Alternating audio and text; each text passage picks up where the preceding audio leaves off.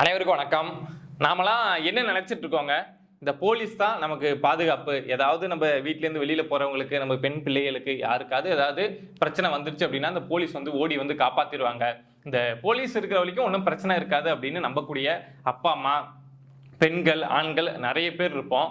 ஆனா இந்த போலீஸ் நிறைய பேர் நல்லவங்க இருந்தாலுமே அதுல சில பேர் இருப்பாங்கல்ல, அவங்க செய்யக்கூடிய விஷயங்களால இந்த போலீஸ் டிபார்ட்மெண்ட்டுக்கே வந்து கெட்ட பேர் வர்றது அப்படிங்கிறது அடிக்கடி நடக்கும். ஆனா தமிழ்நாட்டில் இப்போ ரொம்ப அடிக்கடி நடந்துகிட்டே இருக்கு. இப்போ கூட ரீசெண்டா கோயம்புத்தூர்ல செந்தில்குமார் அப்படிங்கிற ஒரு போலீஸ் அதிகாரி வந்து ஒரு பெண் விஷயத்துல மாட்டி சிக்கினதெல்லாம் நமக்கு தெரியும். இதுக்கு முன்னாடி ஒரு சம்பவம் அப்படிங்கிறது நடந்திருக்கு, வெளியில பெருசா பேசப்படவே இல்லை. அவர் போலீஸ் அதிகாரி மாதிரியே அந்த நபர் நடந்துக்கல அப்படின்னு வைங்களேன். ராயப்பேட்டை பக்கத்தில் இந்த சம்பவம் நடந்திருக்கு. ஐசோஸ் போலீஸ் ஸ்டேஷன்ல ஒரு ஏட்டா வேலை பார்க்கக்கூடிய நபர் சூர்யா அப்படிங்கிற ஒரு காவலர், அவர் என்ன பண்ணிருக்காரு அப்படின்னா, அந்த ஏரியாவில் பக்கத்துல வந்து ஒரு பெண் இருந்திருக்காங்க, 32 வயது பெண். கணவரை பிரிஞ்சு வாழ்ந்துட்டு இருந்தாங்க அப்படின்னு சொல்றாங்க. இது போக அந்த பெண் வந்து இந்த பிளாக்ல வந்து சரக்கு விற்பாங்கல்ல, 24 மணி நேரமும் கிடைக்கும்ல, போய் கதவை தட்டி வாங்கிட்டு வரலாம்ல, ஸோ அதை மாதிரி சரக்கு வித்துட்டு இருக்கக்கூடிய ஒரு பெண். கஞ்சாவும் வித்தாங்க அப்படின்னு சொல்றாங்க. ஸோ அதை மாதிரி அந்த ஏரியாவில் அது மாதிரி பண்றாங்கன்னா அந்த பெண்ணை ஒரு மாதிரி தான் பார்ப்பாங்க. அவங்களுக்குன்னு தெரியும், அந்த ஏரியாவில் எல்லாருக்குமே அவங்களை தெரியும். அதை மாதிரி இருக்கக்கூடிய பெண்கிட்ட ஒரு நாள் இரவு யூனிஃபார்ம்ல ஸ்டேஷன் வந்த இந்த சூர்யா அப்படிங்கிற ஏட்டு வந்து அங்கேருந்து அந்த பெண்ணுக்கிட்ட போயிட்டு என்ன சும்மா போயிட்டு மிரட்டுவாங்க தெரியுமா, என்ன நீ அது விற்கிறியாமே இது விற்கிறியாமே அப்படின்னு மிரட்டுறாங்கன்னா நமக்கு புரிஞ்சுக்கணும், இந்த காசு அதுக்கு தானே மிரட்டுற, அதுக்கு தானே ஆக்டிங் போடுற, இவ்வளோ நாள் விற்கிற உனக்கு தெரியாதா, இவ்வளவு உங்கள் ஸ்டேஷனுக்கு கொடுக்குற உனக்கு தெரியாதா அப்படின்னு சொல்லிட்டு அதை யார் செய்கிறாங்களோ அவங்க கொஞ்சம் பணம் அப்படிங்கிறத கொடுத்து அனுப்புவாங்க. அதே மாதிரி இந்த சூர்யா போயிட்டு மிரட்டி வெளியிலேயே நின்று நீ அது பண்ற இது பண்ற அப்படின்னு சொல்லி காசு கேட்டுருந்தா பிரச்சனை இல்லை. அந்த பெண் ஒருத்தவங்க தான் வீட்டில் இருக்காங்க, கதவை திறந்த உடனே வந்து திறப்பாங்கல்ல அவங்க, ஏன்னா சரக்கு வாங்க வந்திருக்கலாம், கஞ்சா வாங்க வந்திருக்கலாம், இல்லை எதுக்காக வேணாலும் வந்திருக்கலாம். எந்த நேரத்தில் நீங்க நைட்டு 12:30 மணி 1 மணிக்கு போய் கதவை தட்டினா கூட இந்த மாதிரி பெண்கள் இந்த மாதிரி விற்கக்கூடியவங்க வந்து கதவை திறந்து அவங்க கொடுப்பாங்க. ஏன்னா நீங்க பகல் நேரத்தில் விற்கிறத விட நைட் நேரத்தில் விற்கிறப்பதான் விலை வந்து டபுளா இருக்கும், உங்களுக்கு லாபம் அதிகமா கிடைக்கும். அப்படிங்கிறதுனால இதை மாதிரி இடத்துல நீங்க போய் எப்ப கதவை தட்டினாலும் 2வது தட்டிலே வந்து திறந்து என்ன வேணும்னு கேட்பாங்க. அதே மாதிரி இந்த சூர்யா போயிட்டு கதவை தட்டினப்போ அந்த பெண் வந்து திறந்திருக்காங்க. இவர் தான் போலீஸ் அதிகாரி வேற, நைட்ல எங்கேயாவது சரக்கு போட்டிருப்பாருன்னு நினைக்கிறேன். இது ஸ்டேஷன் வந்தவர் அங்க போயிட்டு இந்த பெண் கதவை திறந்த உடனே போயிட்டு உள்ள போயிட்டு உட்காந்துக்கிட்டாரு.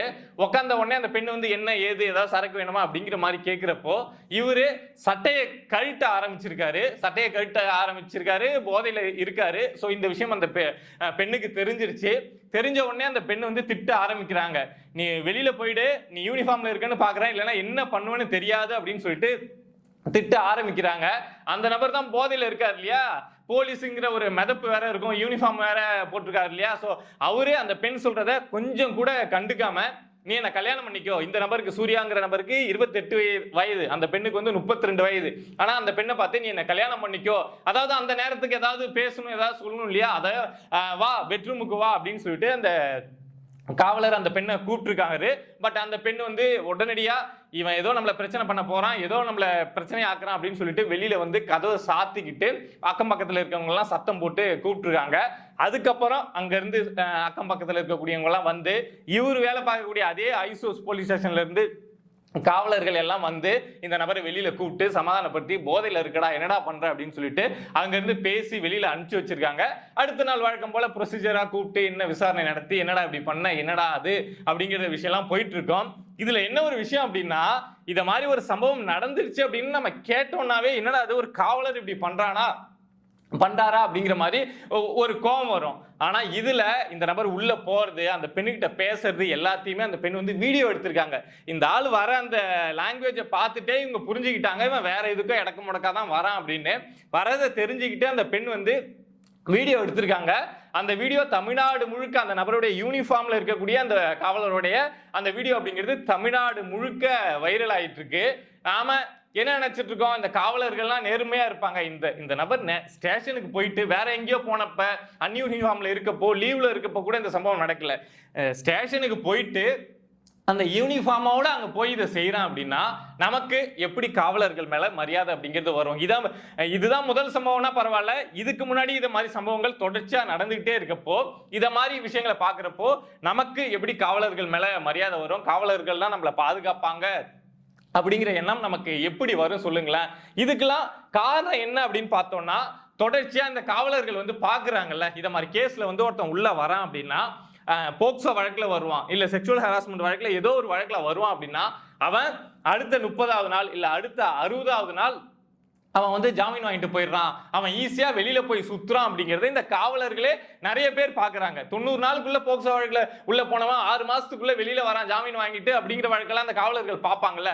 அப்படி பாக்குறப்போ அந்த பொறுக்கி பாயிலே உள்ள போயிட்டு வந்துடுறான்.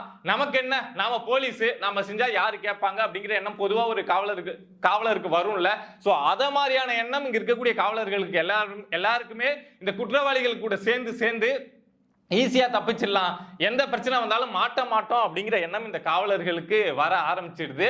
சோ இதை தாண்டி ஒரு அரசியல்வாதியை தெரிஞ்சிருந்தா போதும். இப்ப இந்த சூர்யாங்கிற நபரை கைது பண்ணிருக்காங்க, சஸ்பெண்ட் பண்ணிருக்காங்க, எல்லாம் ஓகே தான். ஆனா ஒரே ஒரு அரசியல்வாதியே கண்டிப்பா தெரிஞ்சிருக்கும் அந்த நபருக்கு. ஏன்னா போலீஸா இருக்காரு, ஆளுங்கட்சி கூட ஏதாவது லிங்க்ல இருக்காரு அப்படின்னா ஒரு அரசியல்வாதியை தெரிஞ்சிருப்பாரு. ஸோ அந்த அரசியல்வாதிகிட்ட இந்த விஷயம் போயிட்டு நம்ம இந்த விஷயத்தை ஒரு 5 நாள் 10 நாள் பேசி முடிச்சிட்டோமா, அதுக்கப்புறம் இந்த விஷயம் அமைதியானதுக்கப்புறம் அந்த சூர்யா அப்படிங்கிற நபருக்கு எந்த ஒரு நடவடிக்கையும் இல்லாம திரும்ப வழக்கம் போல அதே ஸ்டேஷன்ல கூட வேலை போட்டு கொடுக்கறதுக்கு அரசியல்வாதிகள் கிட்ட இருந்து உத்தரவு வந்தது அப்படின்னா திரும்ப அதே ஸ்டேஷன்ல கூட அந்த நபர் வேலை பார்க்கலாம். திரும்ப அதே பெண்ணுகிட்ட கூட போய் என்ன பண்ண முடிஞ்சது பாத்தியா, என்னமோ அன்னைக்கு அப்படி கூச்சல் போட்ட, வீடியோ எடுத்து என்னென்னமோ பண்ண, என்ன பண்ண முடிஞ்சது பாத்தியா அப்படின்னு கேள்வி கேட்கலாம். அந்த அளவுக்கு இந்த சிஸ்டம் அப்படிங்கிறது ஓட்டையா இருக்கு. ஸோ இந்த ஓட்டை இருக்கக்கூடிய இந்த சிஸ்டத்துல நம்ம காவலர்களை நம்புறதோ இல்ல மத்தவங்களை நம்புறதோ அப்படிங்கிறது இப்போதைக்கு சாத்தியம் இல்லாத ஒரு விஷயமா இருக்கு. ஏன் அப்படின்னா காவலர்கள், காவல்துறை அப்படின்னா ஒரு தலைமையோட கட்டுப்பாட்டுல இருக்கணும். அதாவது இப்ப நம்ம ஸ்டாலின் அவர்கள் வந்து அவங்களுடைய கட்டுப்பாட்டுல வச்சிருக்காங்க அப்படிங்கிற பேரு. ஆனா இங்க கட்டுப்பாடே இல்லாம காவல்துறை இருக்கிறப்போ அவங்களுக்கு தன்னிச்சையா தன்னுடைய அதிகாரத்தை மீறி தான் என்ன வேணாலும் செய்யலாம் அப்படிங்கிற ஒரு எண்ணம் இயல்பாகவே வர ஆரம்பிச்சிருது. ஸோ அந்த எண்ணத்தெல்லாம் அடிச்சு நொறுக்கி, இல்ல காவலர்கள்னா எல்லாத்துக்கும் கட்டுப்பட்டவங்க தான், நீங்க மக்களுக்கு சேவை செய்ய வந்தவங்க தான் அப்படிங்கிற விஷயத்தெல்லாம் உணர்த்தணும் அப்படின்னா அது வந்து நம்ம ஸ்டாலின் அவர்களால முடியாது. சோ நம்ம ஸ்டாலின் அவர்களுடைய ஆட்சி முடிஞ்சிருச்சு அப்படின்னு சொல்றாங்க, இனிமே அவருக்கு பவர் இல்லை அப்படின்னு சொல்றாங்க. பட் என்னதான் இருந்தாலும் ஒரு பொம்மை முதல்வராக இருந்தாலுமே அவர் தானே அடுத்த முதல்வர் பதவியே இருக்கிற வரைக்கும் அவர் தானே முதல்வராக இருந்தாகணும். ஸோ 5 வருஷமாவும் அந்த பொம்மை முதல்வராக தானே இருந்துட்டு இருக்காரு. ஸோ அவரு ஆட்சி இருக்கிற வரைக்கும் இங்க காவலர்கள் வந்து தன்னிச்சையா தான் செயல்படுவாங்க, அவங்களை கண்ட்ரோல் பண்ண இங்க யாருமே கிடையாதுதான். பட் நாம தான் பாதுகாப்பா இருந்துக்கணும். நம்மளை சுத்தி இருக்கக்கூடிய பெண்களா இருக்கட்டும், இல்ல சிறுமிகளா இருக்கட்டும், இல்ல பள்ளி படிக்கக்கூடியவங்களா இருக்கட்டும், யாரா இருந்தாலும் அவங்கள பாதுகாப்பா பாத்துக்க வேண்டியது அப்படிங்கிறது நம்மளுடைய கடமை. மத்தவங்க பார்த்துப்பாங்க, ஸ்கூலுக்கு போனா டீச்சர் பார்த்துப்பாங்க அப்படின்னு ஒரு காலத்துல ஸ்கூல்ல விட்டா போதும்பா டீச்சர் பார்த்துப்பாங்க அப்படின்னு நினைச்சிட்டு அமைதியா இருப்போம். இப்போ போக்சோ வழக்குல மாட்டக்கூடிய நிறைய பேர் வந்து டீச்சரா இருக்காங்க. அதே மாதிரி ஏதாவது ஒரு வேலைக்கு போறாங்க அப்படின்னா அந்த சைடு காவலர் போலீஸ் ஸ்டேஷன்லாம் இருக்கு அப்படின்னா பரவாயில்ல, அந்த சைடு பாதுகாப்பான ஏரியா, அந்த சைடு பாதுகாப்பான தெரு அப்படின்னு நினைப்போம். இப்போ நிறைய பேர் இத மாதிரி வழக்குகளில் மாற்றது போலீஸா இருக்காங்க. அப்படிங்கிறப்போ இது போக பக்கத்து வீட்டுக்காரன் பக்கத்து வீட்டு சிறுமிக்கு தொந்தரவு கொடுக்கக்கூடியவன் பக்கத்து வீட்டுக்காரனா இருக்கான் அப்படிங்கிற விஷயமா நடந்துகிட்டே இருக்கு. அப்படி இருக்கப்போ நாம தான் நம்ம பெண் பிள்ளைகளை பாதுகாப்பா வச்சுக்கணும். அவங்கள இவங்களை நம்பி விடுறது அப்படிங்கிறதுலாம் இருக்கக்கூடாது. அப்பா அம்மா யார் இருக்காங்களோ அவங்க தான், அது சின்ன பிள்ளையா இருந்தாலும் சரி, பெரிய பிள்ளையா இருந்தாலும் சரி, நம்ம சின்ன வயசுல சொல்லி கொடுத்து வளர்த்தா தானே பெரிய வயசுல அவங்களுக்கு எல்லாம் தெரிஞ்சிருக்கும். அப்படி வளர்க்கணும். அதே மாதிரி இந்த வழக்குல ஒரு விஷயம் என்ன மறந்துட்டோம் அப்படின்னா, எல்லாருமே இந்த காவலரை மட்டுமே குற்றம் சாட்டி இவன் இவ்வளவு தப்பு பண்ணிட்டான் அப்படிங்கிற மாதிரி இந்த இது எல்லாத்தையுமே நம்ம பார்த்துட்டோம். பட் இன்னொரு பக்கம் பார்க்கறோம் அப்படின்னா அந்த லேடி இருக்காங்கல்ல, அவங்க பிளாக்ல சரக்கு விற்கக்கூடியவங்க, கஞ்சா விற்கக்கூடியவங்க அப்படிங்கிற விஷயமும் இதுல வெளியே தெரிய வந்திருக்கு. பட் அதை பத்தி யாருமே எடுத்து பேசல. எப்படா ஒரு லேடியா இருந்துட்டு உன்னால எப்படி தனியா 24 மணி நேரமும் சரக்கு வந்து பிளாக்ல கொடுக்க முடியுது, கஞ்சா விற்க முடியுது அப்படின்னு அவங்களை இங்க யாருமே கேள்வி கேட்கல. அவங்கள கேள்வி கேட்டு அவங்கள கைது செஞ்சு ஒன்னால எப்படி கஞ்சா விற்க முடிஞ்சது அப்படின்னு கேள்வி கேட்க ஆரம்பிச்சாங்க அப்படின்னா அதுக்கு மேல அவங்களுக்கு கஞ்சா ஒரு லேடியா இருந்து அவங்களுக்கு எங்க இருந்து கஞ்சா வந்துடும்? அவங்க என்ன தோட்டத்துல வச்சு வளர்க்குறாங்களா, இல்ல வீட்டுக்குள்ள வச்சு சமைக்கிறாங்களா என்ன? அவங்க யாரோ ஒரு நபர்கிட்ட இருந்து தானே கஞ்சா வாங்குவாங்க. அவனை பிடிக்க போனா அவனுக்கு மேல ஒரு கிங் பின் அப்படின்னு இருப்பான். அடுத்தடுத்து அந்த விஷயம் அப்படிங்கிறது நீண்டிட்டு போயிட்டே இருக்கும். ஆனா அதை பத்தி இங்க யாருமே பேசல. ஒரு பெண்ணுகிட்ட இவன் இந்த போலீஸ் இப்படி நடந்துக்கிட்டாங்க அப்படிங்கிற விஷயம் மட்டும் பேசப்படுறத தவிர அந்த பெண் ஒரு கஞ்சா வியாபாரி, பிளாக்ல சரக்கு விற்கக்கூடியவங்க, அவங்க எப்படி விற்கலாம், ஒரு பெண்ணா இருந்து அவங்களால எப்படி சமாளிக்க முடிஞ்சது, அதுக்கு யாரெல்லாம் ஒத்துழைப்பு கொடுத்தாங்க, எந்த காவல் நிலையம் வந்து அவங்க கிட்ட பணம் வாங்கிட்டு கமிஷன் வாங்கிட்டு அவங்கள விற்க அலோவ் பண்ணுச்சு அப்படிங்கிற விஷயத்தெல்லாம் தோண்டி எடுத்தாங்க அப்படின்னா காவலர்கள் இன்னும் இருக்கக்கூடிய மற்ற கஞ்சா வியாபாரிகள் எல்லாருமே மாட்டுவாங்க. பட் அதை பத்தி இங்க யாருமே பேசல. ஏன்னா போதைப் பொருள் சம்பந்தமா இங்க நம்ம தேடி எடுக்க போறோம் அப்படின்னா நிறைய நபர்கள், திமுகவை சேர்ந்த நிறைய நபர்கள் சிக்குவாங்க அப்படிங்கறதுனால அந்த விஷயம் மூடி மறைக்கப்பட்டு இந்த காவலர் இதை மாதிரி செஞ்சுட்டார் அப்படிங்கிற விஷயம் மட்டும் பேசப்படுது. 2 பேரும் செஞ்சதும் தப்பு தான், 2 பேர் மேலேயும் நடவடிக்கை எடுங்க அப்படின்னு தான் கேட்கிறோம். பட் 2 பேர் மேலேயும் ஒழுங்கான நடவடிக்கை எடுக்கப்படாது அப்படிங்கிறது தான் உண்மை. பட் அதுக்காக என்ன பண்றது, பொறுத்து தான் ஆகணும். இவ்வளவு நாள் வெயிட் பண்ணிட்டோம், இன்னும் கொஞ்ச நாள் வெயிட் பண்ணுவோம். ஆட்சி மாற்றம் அப்படிங்கிறது நடந்தது அப்படின்னா, ஏதாவது ஒரு நல்லாட்சி அமைஞ்சது அப்படின்னா ஓரளவுக்காவது இந்த விஷயத்தெல்லாம் கண்ட்ரோல் பண்றாங்களா அப்படின்னு பொறுத்திருந்து பார்ப்போம். நன்றி.